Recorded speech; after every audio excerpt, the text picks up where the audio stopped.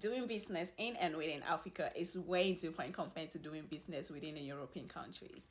Zimbabwe, a blessed country with spectacular varieties of beautiful and exotic scenery and a natural heritage. Today, you will get an insight on how to do business in Zimbabwe based on the following points. For starters, starting a business there, finding the right location, the cost of doing business, the business sectors, the business etiquette, the cross-cultural aspects, and negotiating in business deals. These points are going to help you when you get to Zimbabwe and you want to do business with.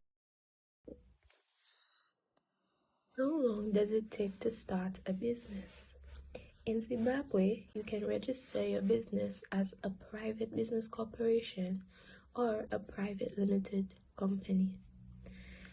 This requires Social Security registration and a company seal. Starting a business requires 27 days in Zimbabwe. The 27 days does not include the time that a business owner might require to gather information to fill out the form. Starting a business requires 9 steps, and a few of these steps can take place simultaneously too. 1. Registration of the company name. 2. Filing of memorandum and articles of association. 3. Open a business bank account. 4. Registration with tax authorities. 5. Registration with National Social Security Authority. 6. Registration with Manpower Development Fund. 7. License application notice needs to be collected. 8. Insurance of new license to licensing office. 9. Inception by licensing officers. Finding the right location. When choosing a business location in Zimbabwe, there are several factors to consider. This includes 1. Proximity to raw materials and depleting inputs. 2. Proximity to the market. 3. Accessibility of good infrastructure, water, and grid power supply. 4. Demographics. And lastly, 5. Accessibility. As mentioned in the previous slide, doing business in Zimbabwe requires you to know the various business etiquettes in the land. Some of these etiquettes are time management. Being on time speaks a volume. It is really important when doing business in Zimbabwe to be on time. Respecting the time means a lot to the people.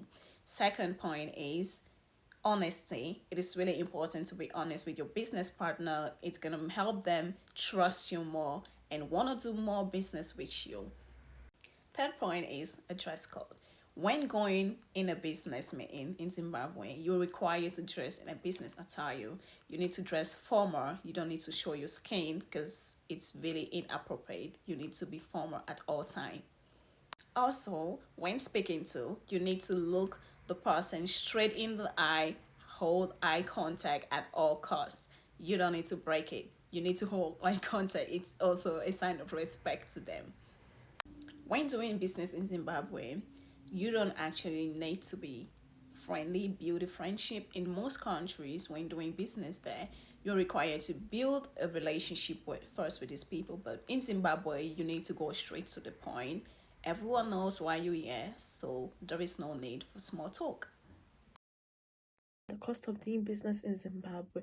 The cost of private limited and private business corporation in Zimbabwe may include expenses related to legal process, compliance, regulatory requirements for establishing joint ventures or partnerships. Additionally, potential expenses could arise from navigating the challenging business environment, including currency volatility and also infrastructure defects. When considering sectors to target and invest in Zimbabwe, some promising areas include agriculture, mining, manufacturing, and tourism. Zimbabwe has a rich agricultural resources, mineral deposits, and skilled workforce. Investments in these sectors have the potential to contribute to economic growth, job creation, and sustainable development. I am MD Rakibul Islam. In this part, I'm going to talk about a very important topic to start a business in Zimbabwe, which is tax overview of Zimbabwe. Zimbabwe tax system includes individual income tax, corporate income tax, and value-added tax.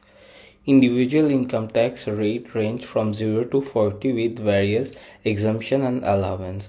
Corporate income tax is at a flat rate of 24%.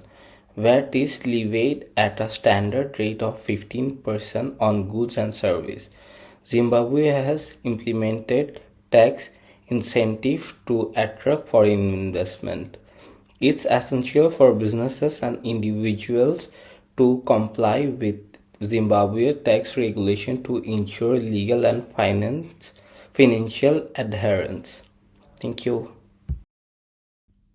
The foundational step in negotiating a business deal in Zimbabwe involves a crystal clear understanding of your own needs, desires, as well as those of your potential partner. Entering into negotiations without knowing your strengths, weaknesses, or those of your counterpart could potentially lead to compromising your company's interest and damaging your business. Do your research by looking into your strengths and weaknesses, while also exploring those of your negotiating opponent. It's important to know this and see how far you're willing to go to accommodate your partner's requirements. The outcome of the deal depends on the extent to which you are prepared to compromise. So always remember, your negotiation stance is mostly influenced by your current position. Starting from a position of weakness could result in a very disadvantageous outcome, increasing the likelihood of losing ground during the negotiation process.